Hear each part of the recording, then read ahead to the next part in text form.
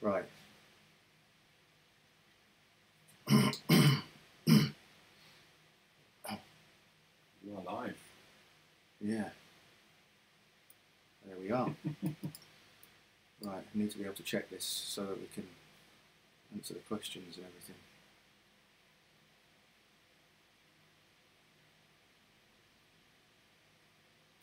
Right. Let me just get this. Oh, here we go. So you've got the chat questions here. Hey guys, thanks for checking in. Hope you're doing well. Ivan, Andrew, how you guys doing? It's kicking off already. Yeah, man. Quite a few people checking in. So you'll have to excuse us, guys. This is the first one we've done together, and we're kind of just winging it at the moment, aren't we? So over time, the video quality and audio quality, I'm sure, will improve once we get it all set up properly. So I mean, you can go ahead and start asking some questions. Before we do that, let me introduce a great friend of mine. This is James Barrett. I've known him for quite some time. He's a brilliant guitar player, and he's going to be joining me on our live streams. So it is going to be interesting. So let's take a look. Right, let's answer this one. This is from Laura Byrne. What's your favourite band and why, James? Oh, you're burning me straight off the bat. Why not? Why not? That's like one of those questions that could take a long time to figure out. I mean, that's got to. I think that changes for me quite often. I, for one, and it does drive other people crazy when I listen to music, but I will get obsessed with, a band or a track and just zone in on that, and that will be me for weeks and weeks just listening to that. I'm trying to think what would be at the moment for me. I mean, Extreme have got to be up there if I'm going to pick a band that are, kind of an all-encompassing, like, a band that I just always will come back to. You kind of, there are some bands that you love for a period of time and then they drift away. Yeah, tail off. But I can always come back to them and absolutely. So maybe those guys, but I'm going to think on it for a little bit. Yeah, absolutely, man. What would yours be? I'd be intrigued by that. It's really difficult because I'd pretty much echo what you just said. But there are some bands that have always been there. I mean, Extreme's definitely one of them. But it depends really what you're talking, because there were bands that I loved before I started playing guitar. Bands like Depeche Mode I got into before I started playing. It depends what period you're talking. Genesis is definitely one of the bands that has always been there for me. I listened to Trick of the Tails first, from being really young. We all did, actually. The whole family did. So, and then my brother introduced me to the other albums. So stop listening to that album over and over again, because that's what I do. Get one album and I'm just like, just thrape it over and over again. So he said, well, you've got to check out some of the other stuff, like Lamb Lies Down on Broadway, Selling in England by the Pound, all of that stuff, as well as some of the later stuff as well. So they've kind of always been there as a favourite. How did you come across them? Was that your brother that introduced you? My dad bought the album when it came out, '76. So we were really young when we first listened to that. But we've had music around us, right from the word go. That was exactly the same for me, actually, for Extreme. My dad had I remember the cassette in the car. It was one of the only cassettes we had in the car. And I was like, what is this? We listened to it. And it was just one of those, like, I think I only just started playing guitar at the time as well, so that was pretty just, you're learning, like, the utter basics of how to play guitar, and you suddenly hear, porn graffiti. And you're just like, what is this? So, and it's just, I've never fallen out of love with pretty much everything they've done. It took me a long time to get into some of the stuff either side of that, but over time you get less attached to the one album and see them as a whole. Well, you have to... you have to, like say, move away from listening to the same album over and over and try different periods of that band's career. I'm all over three sides at the moment. It's Really? just, yeah, man, absolutely killing me. It took me a while, you know, for the later stuff. Yeah, same. I really remember did. getting that, being so excited to get it, and then just being instantly really, just because I wanted it to be, you know, porn graffiti again. Absolutely. And it's just, you know, obviously it should do that. But yeah, it's not going to happen. But you know, different sounds, you know, different production, but still incredible playing and brilliant writing and a great sort of cohesive band that created kick-ass tunes. And are they still together? Yeah, they're still touring. They're still. They're supposed to. They're doing a new album, aren't they? I'm sure I saw that. Well, we saw them December. We did. That was a good gig, man. We saw them in December, and it was absolutely amazing. And live, they absolutely killed it, didn't they? Yeah. Tight as hell. That was just fantastic. Yeah. So, I definitely concur with you. That's one of my bands that are right up there, you know, in terms of favourite band quality stuff. Should we do another question? Man, why not? It's probably missing a lot here, so we're going to have to... Well, look at your hand. How is your hand? Yeah, I may as well... there's a few people asking that, so... oops. My hand is generally doing okay at the moment. It's kind of been a bit up and down. There was you know, when it first happened, it was horrendous. Really, really bad. And then I started doing I've talked about this before, you know, flossing exercises nerve flossing exercises to kind of help out. And that really started working, and there was a week or so when I didn't feel it at all. And then it kind of came back again. And that's the way it's been so far. It's on and off. And would you say it's like fully recovered now, or is it's not fully recovered? Definitely. Like the way it feels now is very, very slight tingling in my third and fourth fingers. But I went through a period where it was just that, and I went through a period where it would be my elbow, and then I'd get some pain in my hand. So it's been on and off. But I've been playing today, and yeah, I've been tearing it up a bit. So it's, you know, hopefully it will if I just keep continuing to. It's just a case of like keeping those exercises going. Keeping those exercises going. Another thing that I found really important is drinking lots of water. That's really helped me, and yeah, and also being careful. I'm doing it now. You know, trying to keep my arm straight and not bending it. You know, is that what tends to cause it? Just well, for a lot of people, it causes it because when they go to sleep, what they do is sleep for long periods of time.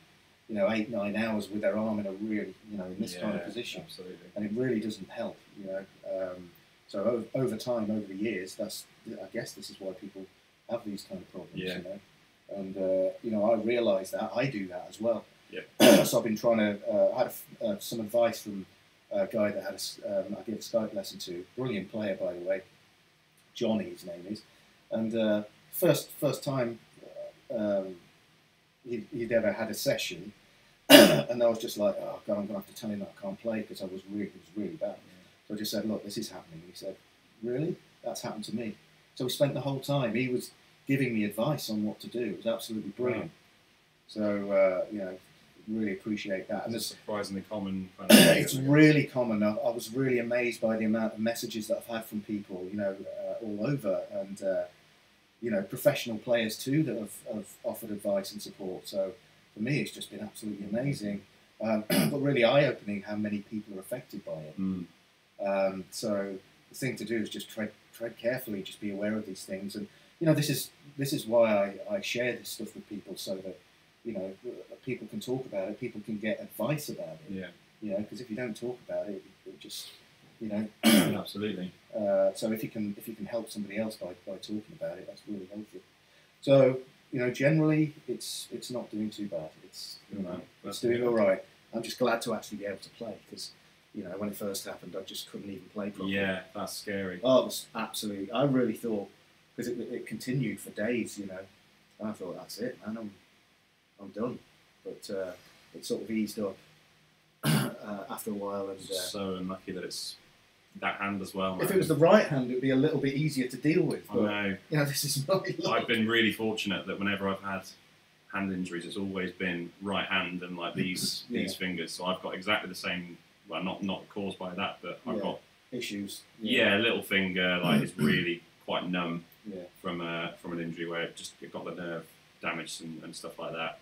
But obviously, for a guitar player, I mean, if you could choose one finger to be without, it would be for a right-handed guitar player. Absolutely, man. Really lucky. But thanks for your questions anyway. Really appreciate it. Right.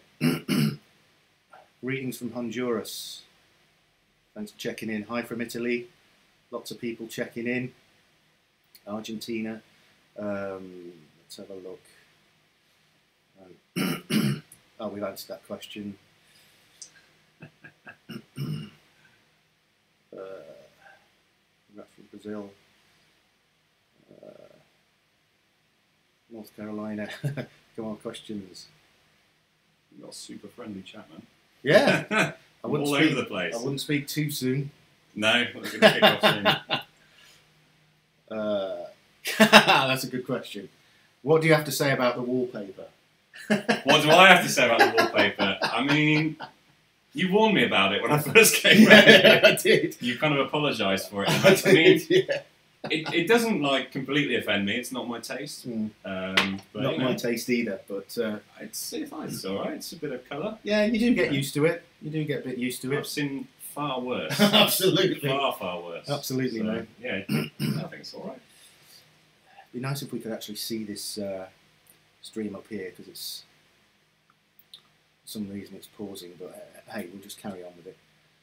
Well, no one said it's not working, so. Oh right. Yeah. I think we're good.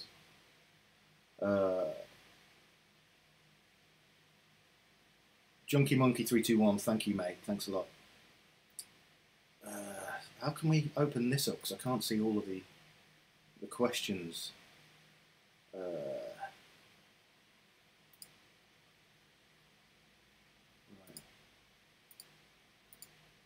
See what I mean? Yeah. Can't quite see all of the questions.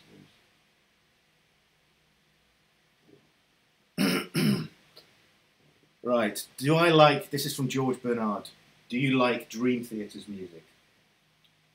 I'm going to have to kind of plead a little bit of ignorance there and admit that I'm not overly familiar with that much of their stuff. Yeah. The Petrucci stuff I remember really liking years and years ago was Liquid Tension. Oh, right, yeah. I remember my mate had, a drummer friend of mine had one of their albums, and that was really cool stuff. But I just never, I wouldn't say I like them or dislike them. I just haven't. They're not a band I've kind of delved into and really got into. What about you? Are they a band you listen to a lot? Or? Generally, no. They're not one of the bands that really. I love the Awake album. Absolutely love that. Played that a lot. But I've never really been. I like what I've heard, but I've never actually, dove into the albums other than Awake. So I'm not particularly familiar with a lot of the music. You have to be introduced to the right thing, don't you? When you're in the right frame of mind to listen to that sort of thing, and that can make all the difference. I think whenever people have shown me, it's just not really been at that moment what I wanted to listen to. And it's like, it's cool, but it's not kind of, Sometimes that happens. Sometimes that happens, and also sometimes if you don't listen to an album enough, it does kind of your attention span drifts a little bit, and then you move in a different direction. Well, we had this with who was that I showed you? Big Wreck. Big Wreck. Yes, that's true. That happened with me. Yeah, absolutely. Because a friend of mine from France, Victoire, she said you have to check out Big Wreck and Ian Thornley because they're amazing. And I was like, yeah, I will do, man. And she was constantly, have you listened to it yet? Have you listened to it? Yeah, I did listen, but I didn't listen sort of with enough attention. You know what I mean? Yeah. So, but I liked it, but not enough for me to listen to it any further until it wasn't it around about the time that you came around when I moved here? Yeah. I showed you Walls, I think it was. Absolutely, and that was it, man. It just got me, and I listened to it literally non-stop. Yeah, man. And then Albatross and some of the other stuff, and I just can't get enough of it. I think. If anyone's not familiar Big Wreck, Ian Thornley. Absolutely. Definitely. Check them out. Just absolutely, just phenomenal. His voice as well is just songwriting voice. Yeah, all of it. All the other guys in the band. Yeah, absolutely. Pretty much production. Everything. You know, it's one of those bands as well that are not particularly. They're kind of a little bit underrated. Not underrated. That's the wrong word, but they're not as prominent as other bands, not as well known as other bands. I don't know why. I have no idea why that is. I've not heard a bad song. No, I would love to see them live. They're way up my list, like top of the list, I think. They need to get over to the UK.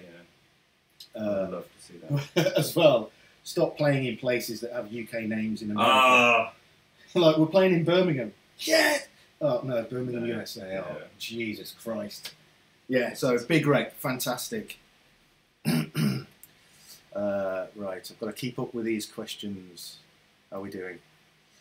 Yeah, so even though we can't actually see the video, people are checking in, so it is working. Cool. Right, if you spot any questions that you want to take, then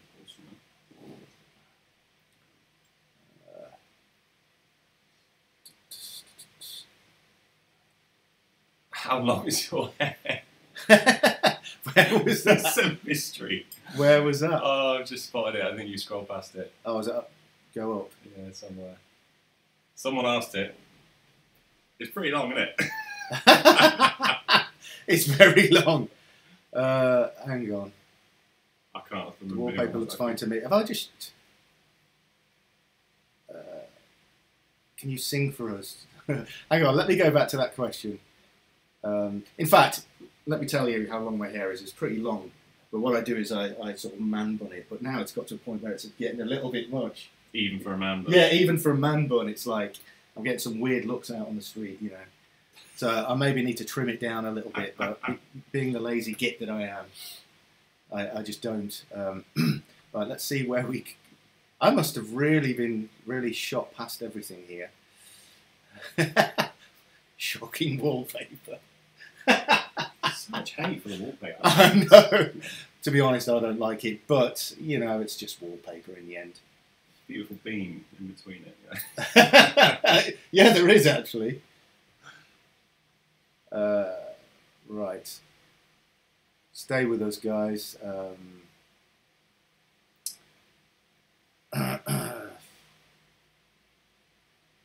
Jason P, for God's sake, please pour your beer into a glass. Oh, I'm sorry, man. Oh no, I'm not too fussed. It is, yeah. I can. I know sometimes it just tastes a little bit better once the air's hit it, but I'm not too fussed about that. I can live without a glass. Okay, Yoni Cup. Who is the guitar player that inspired you to play guitar? You first. Pretty easy for me, Yeah. because I remember the moment I was inspired to want to learn the guitar. It was a very, very specific moment. I used to do every summer when I was a kid, and in fact they still do it in the local area, and local schools around here do it. It's like a kind of week-long summer school where you can go as like a teenager, or if you're slightly younger, and get put in a band for the week, and you learn songs with new people, and it's just a really great experience. And I actually played keys before I played guitar, so I started off going to this place playing keys for the first few years. Yeah. And what used to happen at the end of week gig, the tutors would kind of open it with a song. Yeah. I think it was like the second or third year I've been going, and the tutors, they all played. It was Paul Gilbert, Down to Mexico. Oh right. And I've never heard. Of Paul Gilbert, never heard it, but I just remember hearing it and being glued to watching this guy Matt play the guitar, and I was like, oh my god, that is just the coolest thing I've ever heard. And I went and straight up after the show, I was like, who was that? Who did what band was that? I need to listen to this. Yeah. And he was like, oh, it's a guy called Paul Gilbert. I was like, never heard of them, but when checked them out and found the track and stuff, and was just instantly a huge Paul Gilbert fan from day one, and that was the moment I wasn't playing guitar at that point, and the following year I went back and I had a guitar and was doing guitar, so that was the moment, and hands down the guitar player that not only inspired me to pick it up, but I just remember even from, you know, just quite ambitious, like week 3 and 4, being like, oh, Jesus, teacher, yeah. you know, I want to learn this. And he's like, no, no, you can't do that. What are you doing? No, we need to learn this first. Yeah. But it was just always there. Like, you know, I just was addicted, absolutely addicted to everything he did. And I've been lucky enough to see him a few times, and you know, Mr. Big and Racer X and his solo stuff, and yeah, it's all amazing. Yeah. Amazing. It seems like a really cool guy as well. Yeah, he does. Really cool. Seems Really knowledgeable. nice. Yeah. Top stuff. What about you? Who inspired you? If you're talking about like when I first picked it up, I was actually really into The Cure and the Smiths and those college bands. So I wanted to play those kind of songs. Yeah. So I just started learning chords and bits and bobs. My dad just showed me stuff. He showed me a little classical thing as well, which as soon as he showed me that, I was like, oh, I've got to get this down. I've got to get it. So it's kind of strange how that came around, you know, the classical thing. But I started learning chords first, and it's kind of like a strange thing, because like for you, it's different for me. For you, it's like an immediate, God, I've got to do that. Yeah. That came a little bit later for me. So I really was enjoying just playing chords to songs and sort of singing with my horrendous voice. And it really is not good. And then my brother showed me Metallica, Master of Puppets, and that was it then. That was it. Just started playing metal, and then he showed me Satch, and I was gone then. I was like, this is what I have to do. As soon as I heard Satch, it was, that's it. I've got to play like that. Got to. So it's kind of strange how mine was just a little bit later, that turning point, rather than from being right from the start. It came just a little bit later on. Was your first guitar classical then? Was it? It was an acoustic, Action That High. Yeah, exactly the same. Absolutely. My dad had an acoustic in the loft. I was like, yeah, if you want to play guitar, just see how you get on with this for a few months. And he showed me 3 or 4 chords, and I think I just poured them to death over the summer.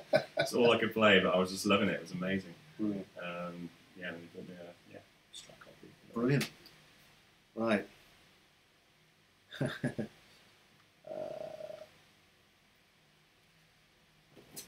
Scroll up a set there.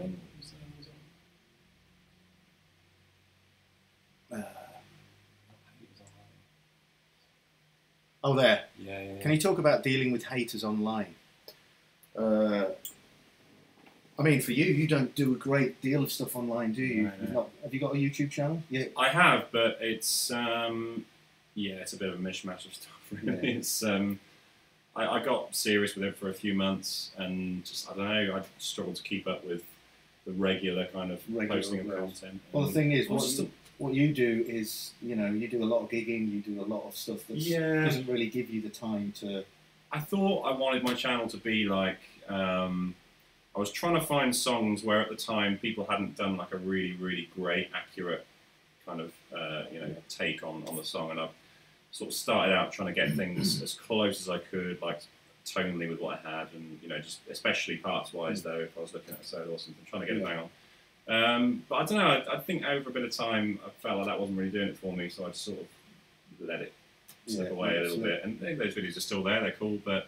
I think I want to do something else with it. Yeah. Well, I don't know what that will be, but Well, you certainly can do now. But I mean, you must get some shit there sometimes, right? Oh yeah, all the time, all the time. But you know, I've been doing this for a long time. I had the YouTube channel for. I started on YouTube since in 2005, but had another sort of took that channel down and then started another one in 2007. So I've been doing it for 11 years. Yeah. So yeah, you can say I've had my fair share of shit. But what happens, you know, after a while, you just realise, you know, when people make comments and stuff like that, you've got to sort of take on board various different facts, you know. And one thing I won't do is perpetuate any kind of hate that other people spew out. No. I just don't want to do that. Secondly, you don't know whether they're drunk and they haven't got a clue what they're saying. Yeah. Thirdly, it could, you know, it may not be them with their account. It could be somebody else. You know, there's always a reason to look behind why people you know, post hate towards other people. But one thing I will say is, oh man, there's more, a lot more useful things that you can be doing rather than listening to somebody spew stuff like that. You know, so at first I did get bothered by it because I'm a human being. Yeah. You know? But after a while, you just realise, hang on, it's nothing. So your approach, you just don't acknowledge it. I just leave it now. So if anybody, makes disparaging comments, I leave it, especially if it's towards me. If it's towards somebody else, though, I'll try and keep on top of that because I don't like seeing that towards other people. So I'll usually, depending on how bad it gets, I'll usually just get rid of it because I don't want that on my channel. But if it's towards me, I can deal with that. I suppose the best thing is not to give it ammunition, right? Absolutely, man. Absolutely. So yeah, it is what it is. Right.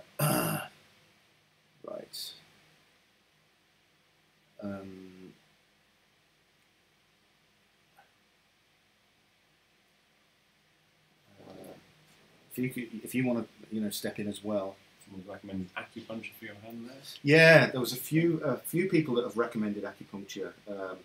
I met last month Kiko from Megadeth, which was brilliant.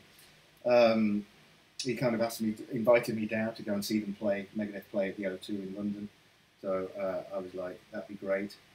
James, do you mind if you give me a lift to the station? Yeah, that was a good day. It was brilliant. So got James to thank for helping me out there. But went down to see Kiko, and he talked about it because he's been affected by it, and I think Dave Mustaine has as well. And Kiko was recommending acupuncture and stuff that's aside from sort of Western doctors type approach. So it's not something that I'm doing just yet. I'm just going to sort of see what happens over the next few months, and maybe try it out if it doesn't improve.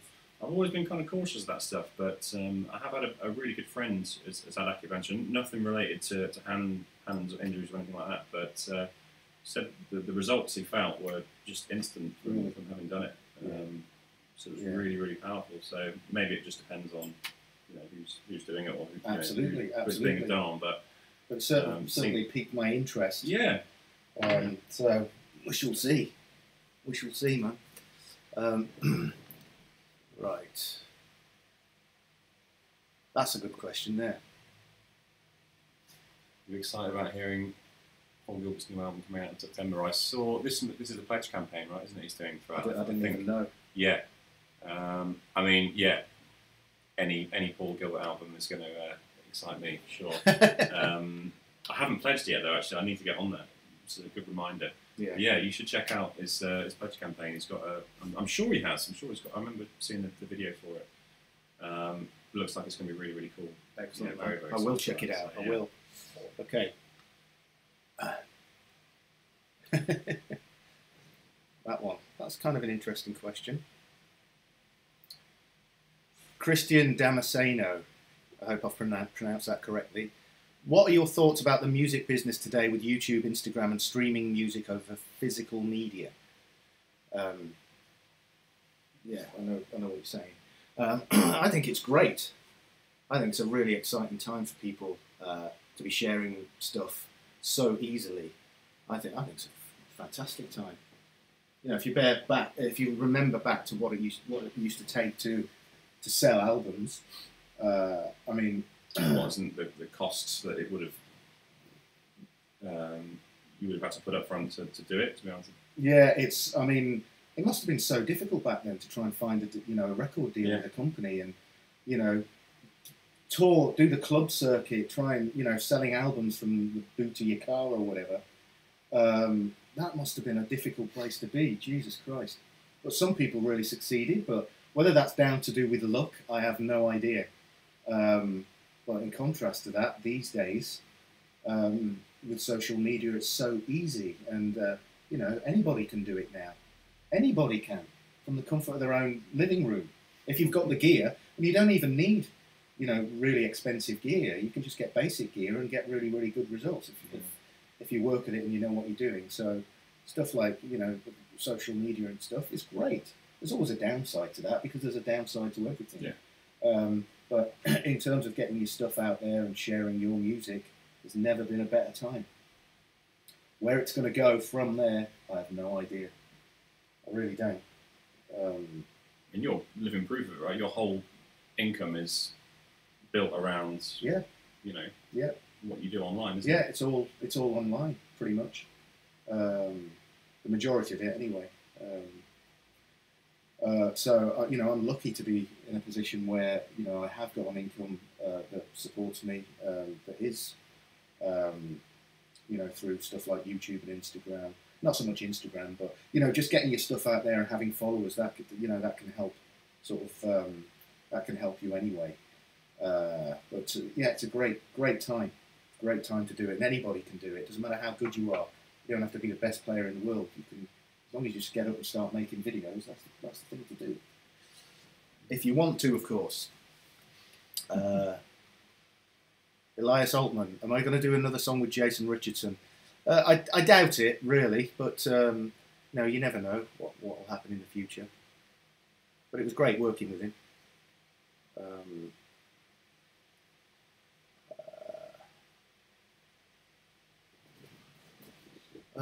What about that one? Favourite guitar technique, do you think?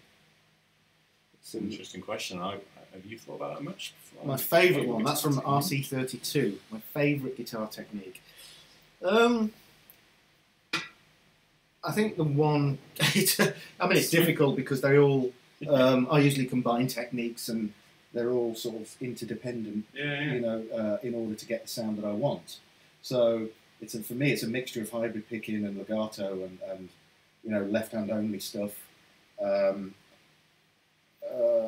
So you know, in terms of the soloing kind of thing, but I also love fingerstyle and you know, all of that. So it's really impossible for me to say what I prefer. A hard question. One technique. Yeah, it's hard to pick one technique. If you kind of like, if I sort of morph that question just a little bit and say what's the one technique I would not want to go without,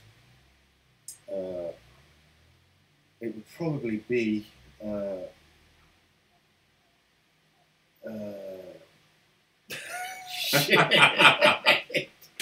shit. I have to have the vibrato. I have to have it. I was going to say exactly the same. So interesting. Yeah, I have to, because if I just imagine, let's say I'm playing a solo and the way that I play vibrato, or I want to play vibrato, is taken away and it's not there. No, it just would never ever work for me. Yeah. So I'd have to have it, because it's always been something I've been really obsessed with, getting, you know, getting the vibrato the way that I want it to, and the sound that I want. It's taken me a long. I don't know how long it's taken you to develop yours where it is now. Still doing it. Yes, it's one of those techniques that I think I just could not be without. You know what I mean? It's so expressive, isn't it? It is the most expressive. It's the delivery, and it's a vocal kind of thing as well. So, and it's why I like specific singers, especially that sort of blossoming of vibrato. I absolutely adore that. So I would probably prioritise that vibrato. Good answer. Yeah, good answer. Absolutely.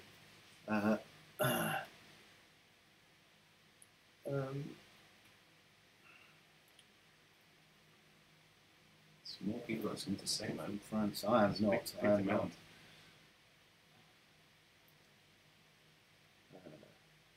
Shocking pink wallpaper looks amazing. Shocking pink.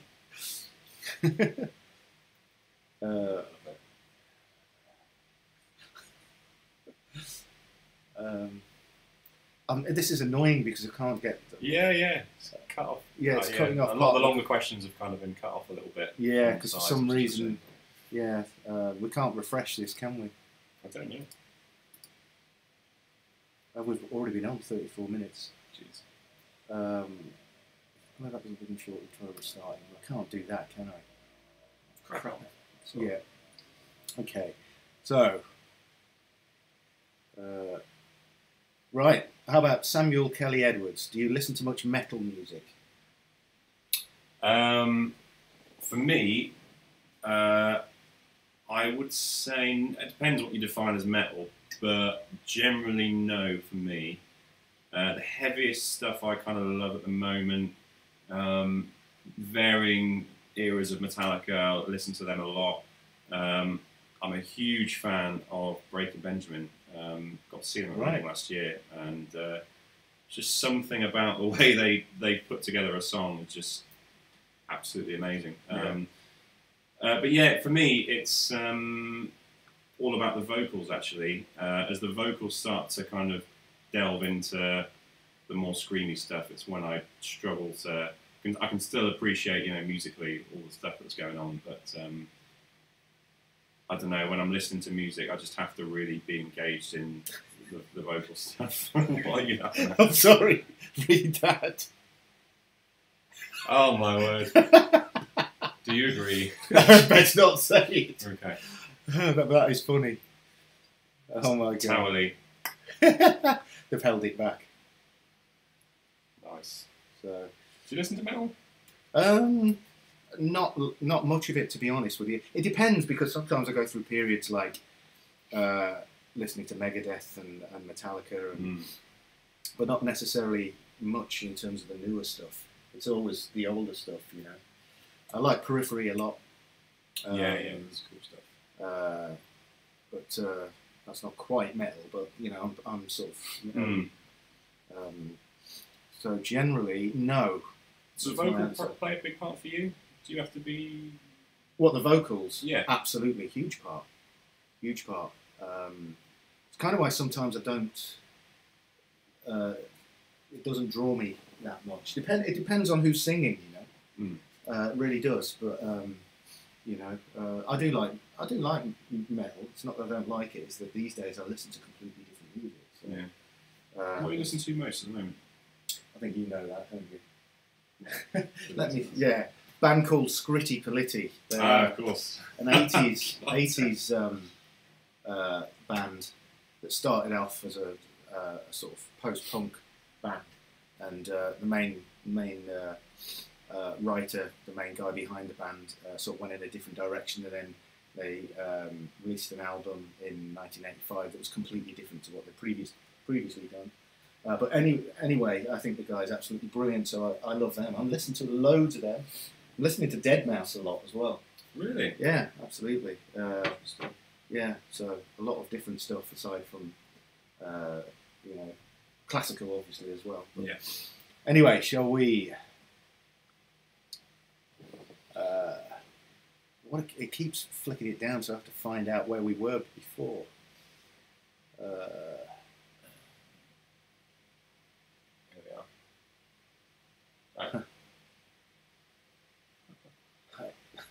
That's the kind of thing.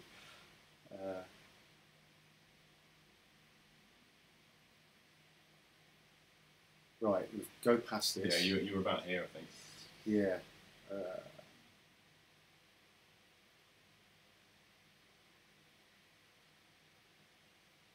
Someone was asking there about pick slanting. Have you come across that? Yeah, that's the Troy Grady thing from Cracking the Code. Do you do that? Or are you aware that you do that? I'm not aware. Not aware. After he said it, I kind of looked at it and thought, do I do that? Yeah. And then it's not something I generally think about too much. Yeah. Because it was interesting. Some of the guys that he was analysing didn't kind of seem aware that they were doing it, which I found really interesting. I think a lot of people, they don't look at it, really in depth, like that much in depth. And I certainly never have. I mean, obviously, I do look at things in depth, but and obviously, I've been aware of how I angle the pick, but not as much as Troy did it. But like I've said before, if it helps players to improve, if it makes them better players, then that's cool. But I kind of never thought about it, and probably won't. So I just kind of feel my way through it. I mean, that sounds like a real sort of hippie way of. Is that how you do, like? That's how how, developing, like how you developed your, for example, picking technique. Yeah, how pretty was much. That? Pretty much. Yeah, I just went with what felt right. So, it's one of those things that maybe I was doing it without realising it. I don't know, but over the years, I've just kind of gone with what's felt natural to me and just followed that. What about you? I found the pick slanting stuff super interesting, and I remember actually, again, there was no way I was aware that. I mean, I definitely wasn't doing it, but I did try to implement it on a few things, and I thought it actually made a pretty big difference. it's not something that I've stuck with in terms of trying to, whether it was just requires kind of more dedicated time spent on that stuff, and it's not something I'm particularly focusing on at the moment. But for example, things like economy picking. In fact, it was your.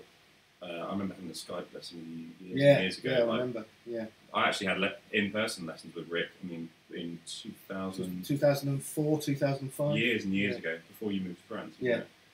And we kind of lost touch a little bit, and I had the odd Skype with you, and I think that was after I'd got hold of one of your economy picking lessons. Yeah. And that has, I went from just never having done economy picking before to it now is just it's a part of my plan that you don't even think about it. Really? You know what I mean? It's just, and not for even, fast lines or anything, but just for normal playing. It's just there. You don't think about it. It's really, really, that's something that I was just blown away by, that stuff. I just never come across it. Yeah. Being such a Paul Gilbert fan, obviously, and it's just all alternate picking and just kind of don't think about anything else. It's like, right, this guy's so good, he does alternate picking. I'm going to just keep going with it. And obviously it just wasn't, like you say, you've got to kind of go with maybe what feels natural. And, I got to a point where I was like, well, I just don't feel like I'm getting any better with, the alternate picking stuff. Yeah. Again, it's just a case of dedicating time to put into it. But the economy picking came so much more naturally when, Really? I was just amazed. Yeah. So that's really cool. Good. Good.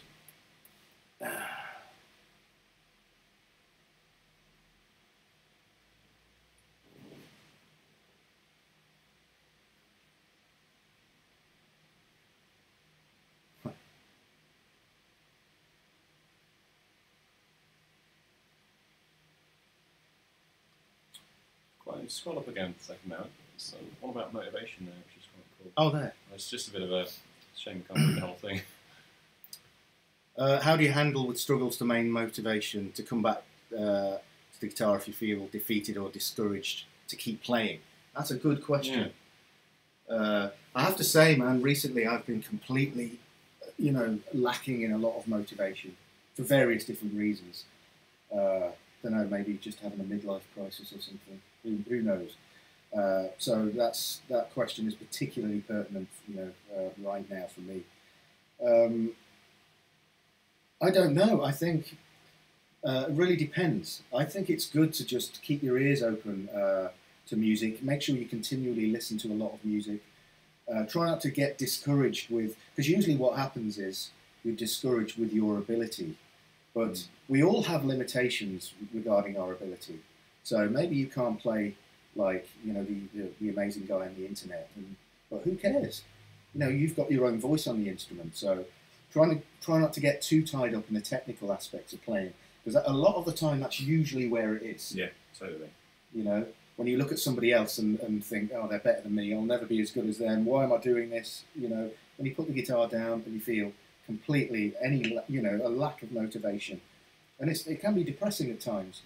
But you have to remember there is so much more to playing guitar than just technique. So much more, and that is a good reminder. That's always a good reminder for me. So if you feel demotivated, why don't you pick the guitar up and do something else, like explore harmony, or do sort of oral training, ear training, something like that, and work on your tone feel, work on rhythm, do something that you don't normally do, because I'm telling you, man, when you focus on other things, you'll be surprised how much that will affect the technical side of playing. How do you feel about it? I completely agree with you. I do think it's nice sometimes to actually have a bit of a break though from playing, and you just find that you miss it and you want to come back to. Good point. You just want to pick it up again, and I think there is so much you can learn, musically with the guitar not in your hands. Yeah, you know what I mean? Just by listening to music and I agree. That's a really good point. Thinking about really good point. What's going on, what you're hearing, what might that look like. Yeah. And then bringing the guitar back and seeing. To be honest, that's a really good point, because what happens with me is I'll give it long breaks, but when I come back to it, my fingers will do something a little bit different. Yeah, yeah. You know, and I kind of think about that as maybe my playing's evolving when I take breaks from it now. So instead of playing, you know, for hours and hours every day, you know, the same, you know, alternate picking licks or economy picking licks, you know, give it a break, think about music, continue, because you can do oral training, ear training anywhere without the guitar. Yeah, yeah. That's what I suggest is a you know, that's a really healthy, beneficial thing for you to do. It's fun as well, isn't it? Once you get into great. it's amazing. It's I love a it. hard slog initially, but Yeah, once you get past those first few hurdles, and you realise that it's working, and you know, you are growing as a musician, not just a guitar player, but as a musician. That's a good thing. So all of these things can really help with that lack of motivation, because I'm pretty sure most players lose motivation because of technique. Yeah. Have you got anything with regard to that, like ear training kind of side of things, when you're not actually physically playing? Are there any things that you tend to not necessarily work on like it's an exercise, but the things you tend to do All that the you've time. really noticed that All the is time. it just thinking about you, just analysing things that you hear? I mean, we were Think talking about about this it the all other the day time. with random like sounds, weren't we? Like, where Absolutely. you try and think like, what interval was that? Yeah. Far enough I can hear, or what note is that? Yeah. Like, my cards made sounds. I want to know what note that is. Isn't that brilliant to Yeah, actually do but it's that? fun to do. Like, It's such fun. it's really, really interesting. But you have to be around other musicians, because otherwise they'll be like, what the hell what the are hell they is this dude talking doing? about? But that's really, really cool, because you can do that anywhere, you know. Wherever there's music, you can do that. You know, but obviously you can do it at home, but you don't have to be in the studio, or you don't have to have a guitar in your hand. You know, and I do it with all sorts of music. You know, I do it with Bach a lot. I don't do it. You've made me do it. Yes, I have. Bloody hard. Okay. Yeah, there's been a few questions about me leaning my guitars. I know I need to get a stand, which I will do. I quite like the guitar wall. Yeah, it is. Yeah, it's cool. Yeah,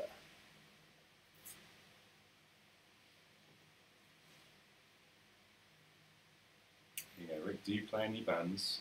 Or have you got solo projects? Well, I did. I did have. You know, I am still definitely going to be doing, you know, this guitar solo album, but I've kind of been thinking about a lot of other things recently, and sort of prioritising with other things rather than concentrating on getting that done. You know, that'll be done when it's ready. You know, that'll be finished when it's ready. Yeah. When that is going to be, I really don't know.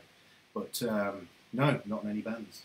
What about The yourself? direction you're going to take on that, you're kind of... I don't know. I mean, I did get a bit.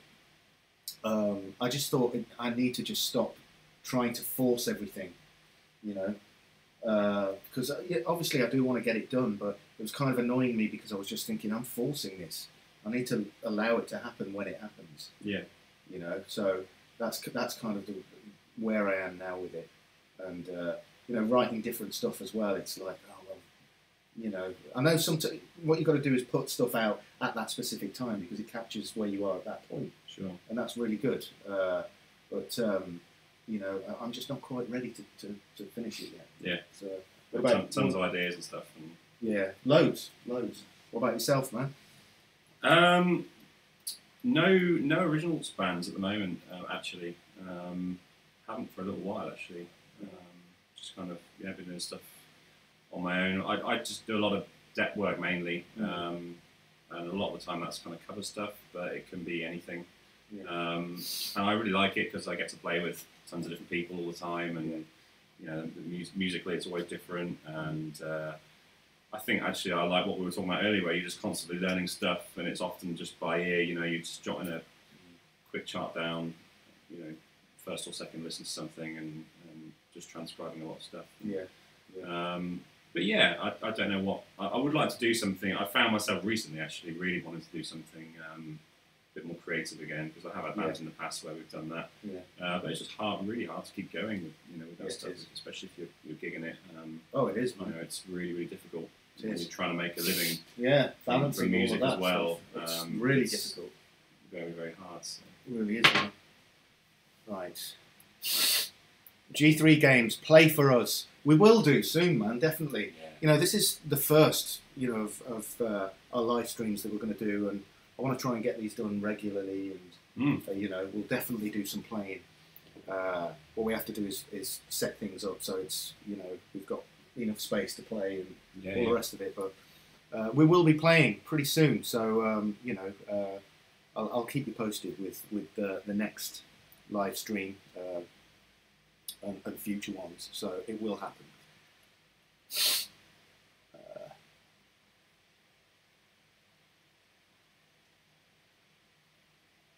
I've had that one before. Rick, you thick again? Yes, man.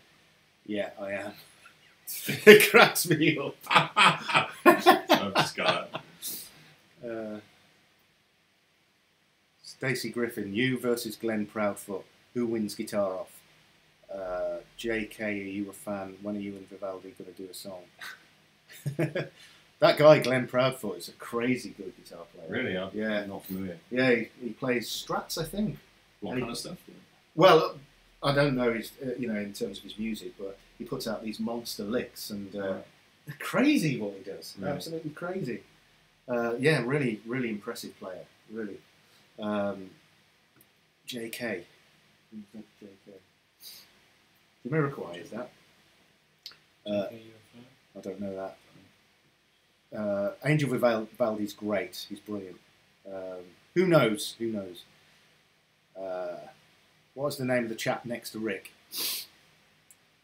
That is James. He's an old mate of mine. Brilliant player, great musician.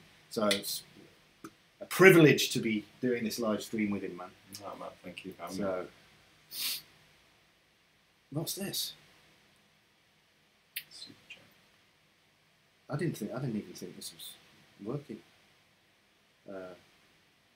Okay.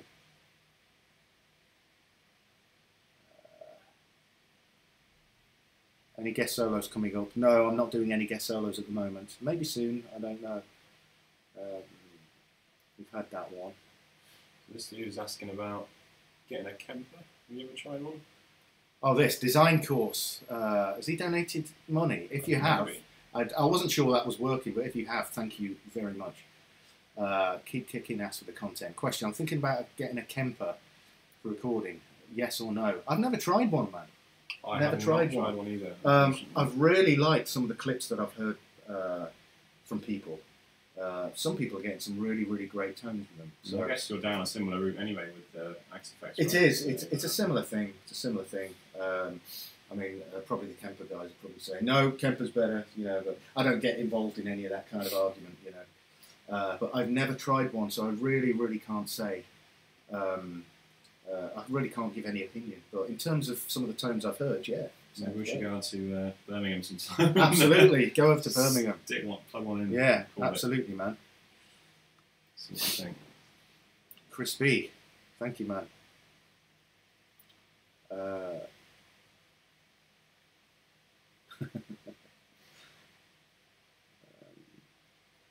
Greetings from Germany, thank you. What about that one? Lyndon Garvey. Hey Rick, have you tried an Ibanez AZ? AZ. AZ? Not American. No, I haven't. I haven't tried any of those ones. They look amazing. They do look. I haven't tried one either, but I was loving the look of them when they came out. Yeah, man. Yeah, they look really cool. I haven't played an Ibanez in years. That kind of vintage vibe. You know, the headstock, because I really love the rock headstock. I've always loved that, especially reverse headstocks. Oh, I've never owned one. Yeah, I've got the RG560, which has the reverse headstock, which is amazing. But it needs some work doing on it. Right. Alex Camalda, next time, man, or maybe the time after that.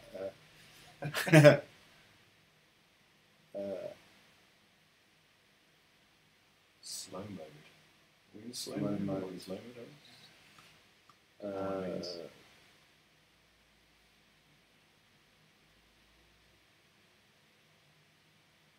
Design course. It's a super chat I sent. Everyone has the option here. I suggest doing these live streams and encourage people to donate for extra help if they want.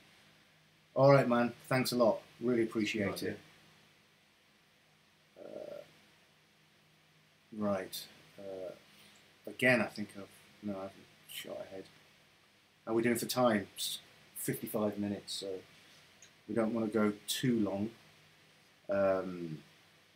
That's a great question. Gewok, is that how you pronounce it? Pet Sounds versus Sergeant Pepper. That's really difficult. That is difficult. Thoughts? Well, in terms of the creativity of the songs and the productions, it's got to be Pet Sounds for me. It's got to be. But Pepper's is just incredible as well. Absolutely incredible. I mean, that's amazingly creative. Yeah. But you're talking like really, really close here. Like really, really close. But the harmonies, the layered harmonies in Pet Sounds are just unbelievable. Unbelievable. I think that kind of, pips it for me. Yeah. But as well, the productions I feel are much better. A little bit better, yeah.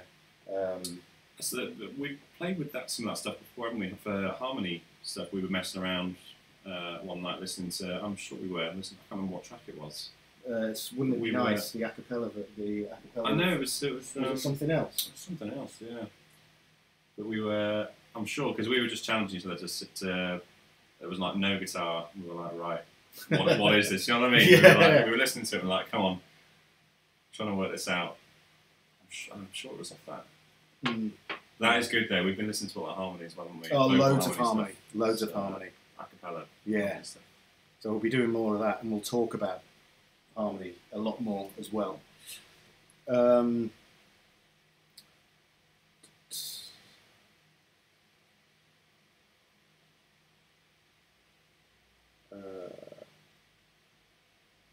Richard Bartlett, what's your favourite guitar that you own or want to own? What do you think? I love my Strat. Wouldn't be without it. Now I've not. There was the first guitar I ever had was a Strat. Yeah. And then I was without one for a long, long time. Just played the Les Paul and sort of mainly humbucking guitars for quite a while. And a couple of years back, got an American Strat, and it's kind of like all I play at the moment. I just love it, absolutely love it. Yeah. So the ones that I have, definitely the Strat is where it's at for me at the moment. Yeah. I'm imagining you're going to say the same. I don't know. Pretty much. I mean, I'm not one of those guys that really needs like a couple of £1,000 guitar, because a lot of the Strats that I own, they're really, really cheap.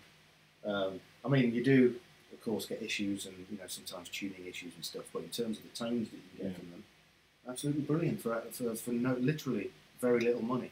So I've always loved Strats. Is there anything that you would want, like that you don't own at the moment? Is there anything you're looking at going, I'd love to own one? I'd love to own, a really, really decent classical guitar, right. And also maybe a 10-string classical guitar, and also maybe a custom shop Strat. Inexpensive. They'll just keep going and going. But I'm the Strat guy, definitely. Right. We should think about wrapping up in a couple of minutes. But we will. Yeah, we'll talk about. Somebody said Sergeant Pepper's. So it's always going to be. People are always going to have their opinions. 50-50. How drunk are you, James? I'm 2 beers in. I'm feeling absolutely great. Excellent. I look wasted. God damn. Red light is doing nothing for me. Okay. He's asking another one. The Smiths versus the Cure. I've always preferred the Cure, definitely. I really have. I like the Smiths, but yeah. The Smiths are really good. Johnny Marr, brilliant. Cure wins out that one for me. I think so. Right. Last few questions.